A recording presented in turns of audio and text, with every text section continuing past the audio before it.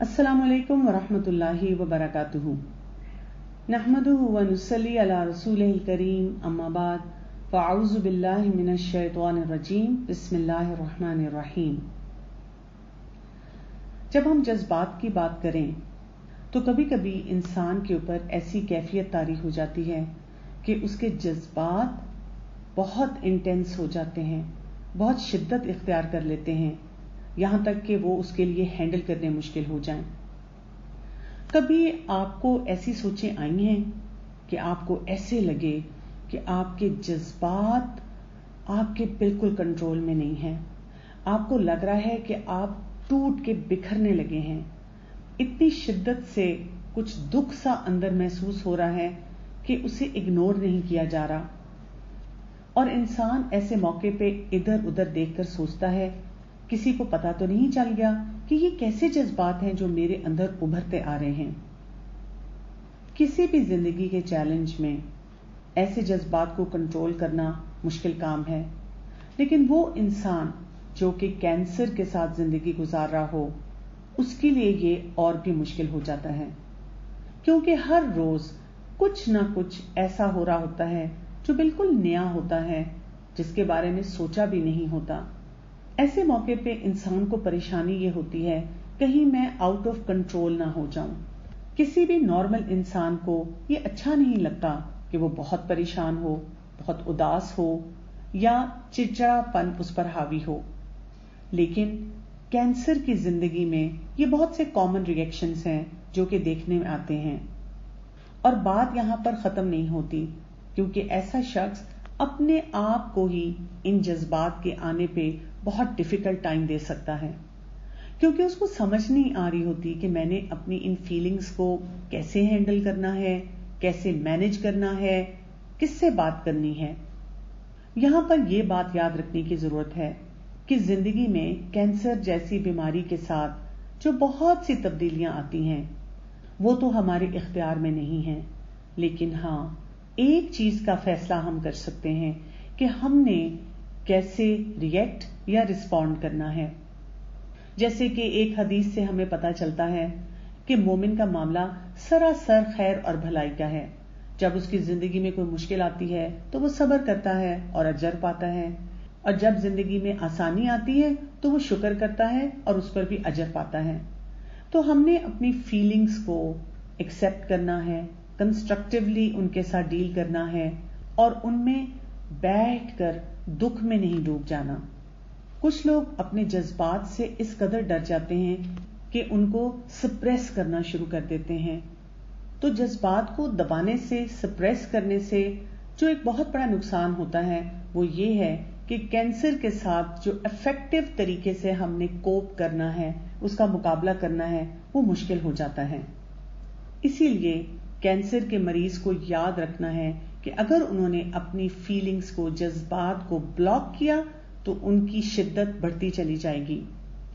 कुछ स्टडीज में यह देखा गया कि कैंसर के मरीज अगर अपने जज्बात को समझ पाते हैं, उनको कैटेगराइज करके कुछ लेबल देते हैं, नाम देते हैं, तो उसकी वजह से उनकी इमोशनल कोपिंग बेहतर हो जाती है, और इसका रिजल्ट ये आता है कि उनकी सेहत भी बेहतर होना शुरू हो जाती है और बीमारी की शिद्दत में भी कमी वाक़ई होती है। तो यहां पर कैंसर के मरीज को एक बात याद रखने की जरूरत है कि जो जज्बात इस मौके पे उसके अंदर तूफान की तरह उठ रहे हैं, वो उसकी रहनुमाई के लिए हैं कि उसको किस अमल की तरफ बढ़ना है। ये जज्बात ऐसे शख्स को पैगाम देते हैं कि इस वक्त आप महफूज हैं या आपको कुछ एक्शन लेने की जरूरत है। आपको अलर्ट करते हैं, आपको किसी डेंजर के बारे में बताते हैं, और इन्हीं जज्बात के जरिए कैंसर का मरीज अपने आप को मोटिवेट कर सकता है कि जो भी रुकावट है मैंने उसको दूर करना है और अपने अमाल को अमल सौलेह ही बनाना है। जैसे इंसान को डर लग रहा हो तो इसका मतलब है डॉक्टर से रुजू करना है ताकि बीमारी के बारे में मजीद मालूमात हासिल की जा सके। अगर गुस्सा आ रहा हो तो इसका मतलब यह है कि कोई सिचुएशन आउट ऑफ कंट्रोल हो रही है, उसके लिए प्रॉब्लम सॉल्विंग को सीखना है। एंजाइटी हो रही हो तो इसका मतलब है کہ شاید کچھ ٹیسٹ کروانے کی ضرورت ہے یا دوبارہ ڈاکٹر سے رجوع کرنا چاہیے. اور اسی طرح اداس ہونے کا جذبہ ہمیں یہ احساس دلاتا ہے کہ وہ جو اپنے بہت سے پیارے ہیں ان سے رابطہ کرنا ہے، ان سے سپورٹ لینی ہے. اور سب سے اہم بات یہ کہ ان جذبات کے اتار چڑھاؤ میں اللہ کا ذکر، نمازوں پہ توجہ اور دعاؤں کا اہتمام کرنا بہت ضروری ہے. کیونکہ بہت سی ایسی کیفیات کو وہ جو ایک انسان محسوس کرتا ہے شاید کوئی اور سمجھ بھی نہ پائے، لیکن وہ رب جس کے اختیار میں سب کچھ ہے وہی مرہم رکھنے پہ قادر ہے. آپ کو پتا ہے کہ ہمارے جذبات کی ایک زبان ہوتی ہے. اگر ہم ان کو کسی کے سامنے نہ بھی بولیں لیکن ہماری باڈی لینگویج کے ذریعے، نان وربل کمیونیکیشن کے ذریعے وہ پہنچ ہی جاتی ہے.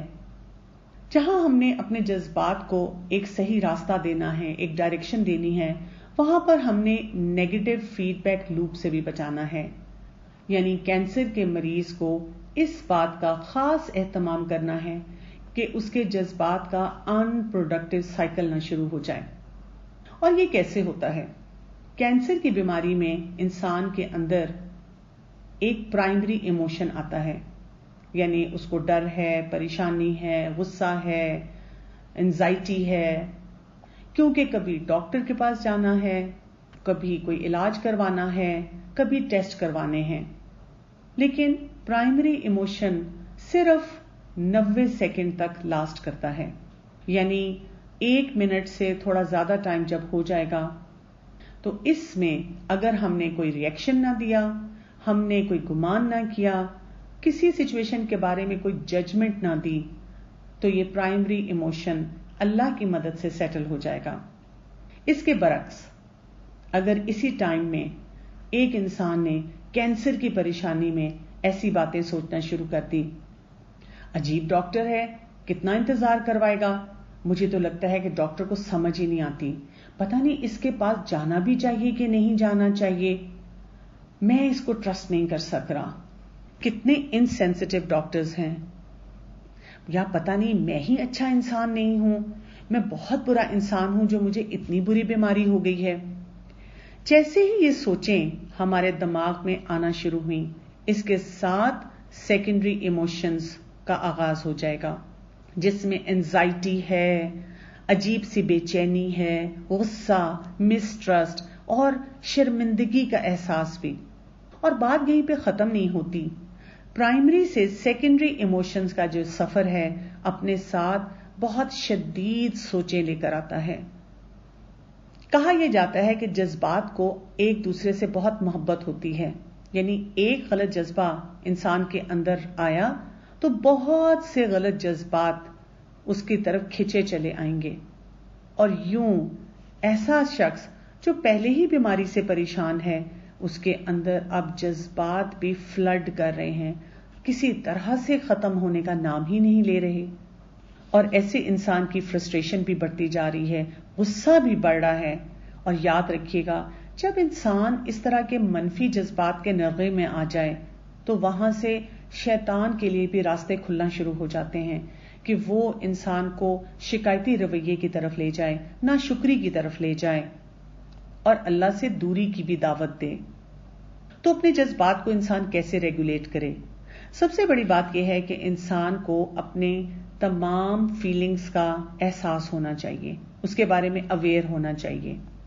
ان جذبات کو اوائڈ نہیں کرنا بلکہ ان کو نام دینا ہے. کیونکہ جب انسان کو یہ پتا چلتا ہے کہ کون سا جذبہ محسوس ہو رہا ہے تو پھر ہی انسان اس کا سدباب کر سکتا ہے. یوں جب اپنے جذبات کو لیبل کر دیا جائے، ان کو نام دے دیا جائے، پھر انسان کو بہت الرٹ ہونا ہے کہ اب میں نے کوئی گمان نہیں کرنا، کوئی ججمنٹ نہیں پاس کرنی، بلکہ میں نے فیکٹس کو دیکھنا ہے، حقائق کے اوپر بات کرنی ہے. اور کینسر کا مریض اگر اپنے ان جذبات کو پہچانتے ہوئے اپنے اندر ٹھہراؤ پیدا کر لے تو اب اس کو اپنے اندر ایک اعتدال بھی محسوس ہوتا ہے. اس کے اندر اب صحیح سوچیں آنا شروع ہو جاتی ہیں. ڈاکٹر نے ہو سکتا ہے مجھے کال کیا ہو لیکن مجھے پتا نہ چلا ہو، یا ڈاکٹر بھول گیا ہو، یا میرے سے بھی زیادہ کوئی بیمار مریض ہو جس پہ ڈاکٹر کی توجہ ہو اور وہ پہلے اس کو اٹینڈ کر رہا ہو؟ کیا یہ تو نہیں ہے کہ ڈاکٹر نے مجھے تمام بیماری اچھی طرح سے سمجھائی ہے، لیکن میں کیونکہ اندرونی طور پہ بہت پریشان تھا، اس لیے میں صحیح طرح سے بات کو سمجھ نہیں پایا؟ میں برا انسان نہیں ہوں، میں اللہ کے فیصلوں پہ راضی ہوں، بس ذرا سا ان جذبات کو سمجھنے اور سیٹل کرنے میں وقت درکار ہے۔ یہ بات یاد رکھیے گا کہ انسان کو جب بھی کچھ محسوس ہو اور وہ اپنی سوچ کو حقائق پر نہ جمائے تو پھر اس کو فیصلہ کرنے میں بھی دقت ہوتی ہے، اور جب فیصلہ درست نہ ہو تو انسان اپنی سوچ کی وجہ سے غلط راستے پہ چل پڑتا ہے۔ اسی لیے جذبات کے ساتھ بہنے کی بجائے ایسے شخص کو پرابلم سالونگ کا طریقہ سیکھنا چاہیے۔ میرا مسئلہ کیا ہے اس وقت؟ مجھے حقائق کیا بتا رہے ہیں؟ میرا گول کیا ہے؟ اور اس وقت میرے پاس کون کون سے سلوشنز ہیں؟ اور مجھے اللہ کی مدد کے ساتھ بیسٹ سلوشن کی طرف جانا ہے۔ اور جو فیصلہ کر لیا، بہترین ڈاکٹر کو دکھا دیا، استخارہ کر لیا، سب سے مشورہ لے لیا، تو اب ایکشن پلان بنانا ہے۔ جہاں ڈاکٹر سے بات کرنے کی ضرورت ہے، اپنے جذبات پہ کنٹرول رکھتے ہوئے اچھے انداز میں ڈاکٹر سے تمام معاملے کو ڈسکس کرنا ہے۔ جہاں پر اپنے پیاروں سے کوئی بات کرنی ہے تو وہ بھی محبت کے اظہار کے ساتھ کرنی ہے، اور قرآن کے ساتھ، دین کے ساتھ اور اپنے رب کے ساتھ اپنے اس تعلق کو بڑھاتے چلے جانا ہے۔ السلام علیکم ورحمۃ اللہ وبرکاتہ۔